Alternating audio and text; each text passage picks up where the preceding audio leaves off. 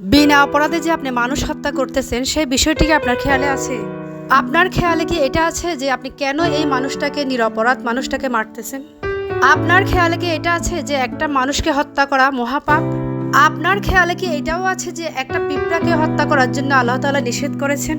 তাহলে আপনি মানুষকে কিভাবে হত্যা করতেছেন? আপনার বিবেক বুদ্ধি কোথায়? আপনারা কিভাবে পারলেন একটা নিরপরাধ মানুষকে হত্যা করতে? আপনারা নাকি বিশ্ববিদ্যালয়ের ছাত্র, বিশ্ববিদ্যালয়ের মানে বুঝেন? শিক্ষা কেন নেয় মানুষ? আপনার কিসের শিক্ষা, কিসের জ্ঞান, কিসের বিশ্ববিদ্যালয়ে পড়েন আপনি? আমি যতটুক জানি পড়লে মানুষের বিবেক বুদ্ধি খোলে, কিন্তু আপনাদের দিন দিন বিবেক বুদ্ধি কোথায় যাচ্ছে, কোথায় হারিয়ে যাচ্ছে? ওই শিক্ষার কোনো মূল্য নেই, যে শিক্ষার মন মানসিকতা ঠিক নেই, যে শিক্ষার বিবেক বুদ্ধি হারিয়ে ফেলে, ওই শিক্ষার কোনো দাম নেই।